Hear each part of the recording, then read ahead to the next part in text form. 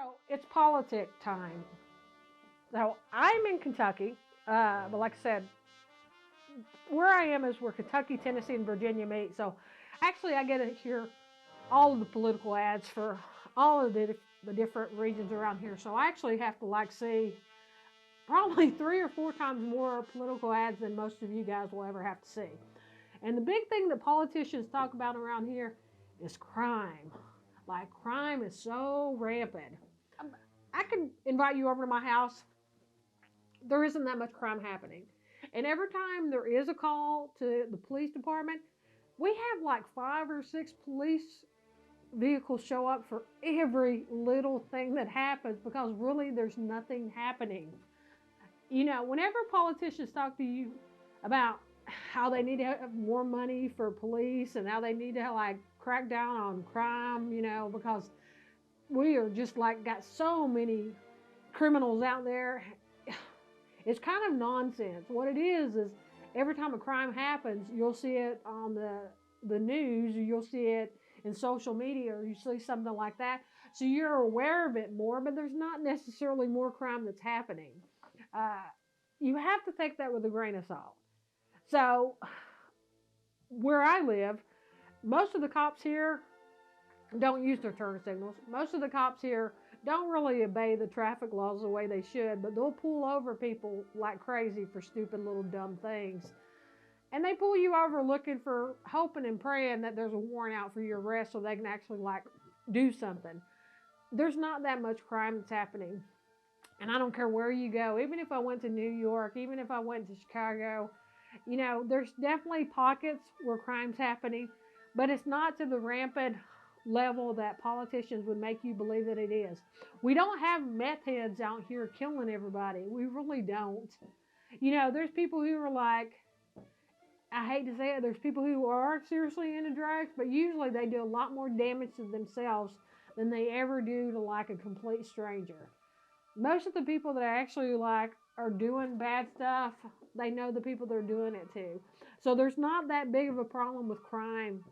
So when politicians tell you you have to vote for them because they're the only candidate that's going to crack down on crime and they're the only ones who support the police, I'm going to let you in on something.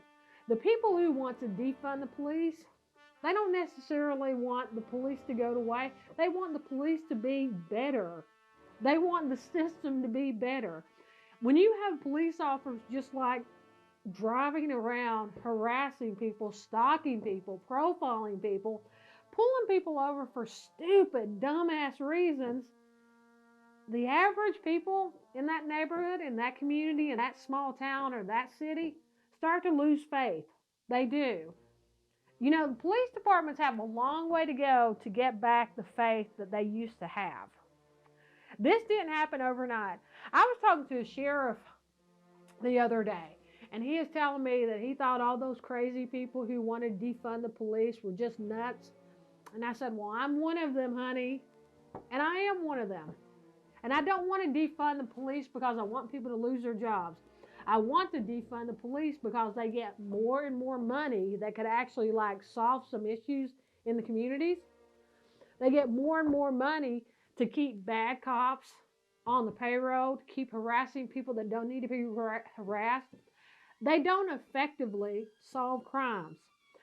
Whenever you talk about the police, we have this illusion of what police are, because we've been trained to think the way we think. What we see on TV is what we've been trained from a very young age to believe. Cops are the good guys. If somebody does something wrong, they're the bad guys. It's not always that simple. A lot of times, cops are the ones who set things in motion to actually make things happen. A lot of times they do stuff to ignore things that they should ignore. I know in my hometown, I went to the police many times to report people that were actually doing drugs, selling drugs out of their houses. Knew it put family members of mine in danger. Police did nothing about it. You know why they did nothing about it? Because it would actually involve police work. Most police don't want to do police work. They want to drive around. They want to get a paycheck. They want to have authority. They want to have some control. They want to have attitude. They want to have people fear them. but they don't want to do the stuff that actually makes a difference. I've told people this my entire life, and this is true. An emergency room nurse job is way more difficult and way more dangerous than the average day to day job of a police officer. We've been trained to believe that somehow there are these Hercules kind of like superheroes that if they did not exist, the whole world would go to hell in a handbasket. That's not true.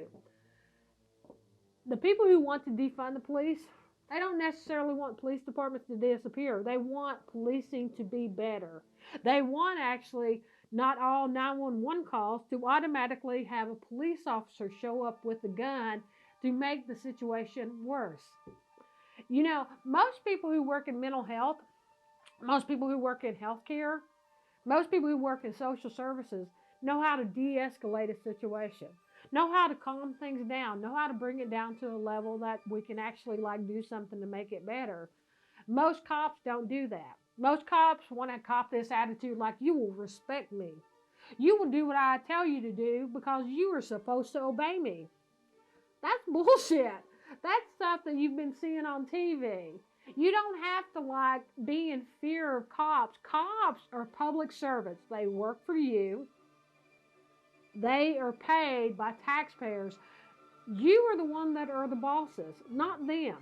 They have the attitude like everybody, you know, everybody out there should be kissing their butts because they're like saving us from crime. They're saving us from all the bad guys in the community. But you know what? They're not. The people who are actually saving us from all the people doing really bad things are the teachers, or the social workers, or the therapists, or the emergency room nurses, or the people who are actually like trying to make a difference in every community, in every neighborhood. Those are the people who are doing something to make a difference. It's not the police. I don't necessarily hate police, but something has to change. You know, and it has to change for probably the last 20 or 30 or 40 years. This isn't something new, and it's not going to go away tomorrow. You know, when Joe Biden said the people who want to defund the police, you know, they've like stabbed Democrats in the back, he's a nut. He's stupid. The people who want to defund the police want the system to change. We're tired of people getting killed who don't need to get killed. We're tired of police escalating situations when they maybe didn't even need to show up to begin with, let alone take it to a whole nother level that they did not need to take it to. It needs to change, period. So when politicians tell you that we need to be supporting the police and they're law enforcement and they're the law and order candidate, you know, take that with a grain of salt, because the thing is, there's not as much crime as we think there is.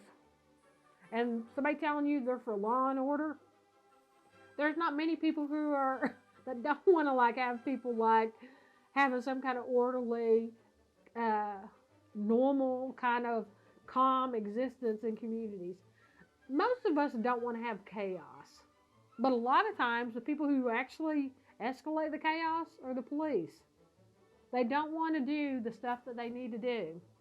They don't want to actually investigate, solve, and prosecute the crimes that actually are affecting the communities. You know, somebody not doing a left-hand turn signal, turning the left-hand turn signal off whenever they make a turn, I'm sorry, but that's not national security kind of like problems. That's not that big of a deal. You know, if somebody slips through a red light because it was a wet road or something, that's not that big of a national security problem. You know, most people who live in America want police to actually like focus on murders, on rapes, on incest, on serious violent crimes. But that's not the majority of the people who are in jails and prisons. The majority of people in jail and prisons are there for stupid, dumbass reasons. You know, if half the people in prison and jail are there because of something stupid like they smoked marijuana, you know, or they didn't have the money to pay a toll on a subway ticket, that's kind of stupid. That's kind of asinine. And people act like that doesn't happen. That happens every day in America. We incarcerate more people than any other place in the world. You know, the land of the free is not the land of the free. 1 in 6 people in America will be in jail or prison. Period. And when you think about that, next time you go to a big concert, look around, okay? So if you're at a concert and there's 10,000 people there, wow, almost 2,000 of them have been in jail or prison. That's depressing, don't you think? It should depress you. It certainly depresses me.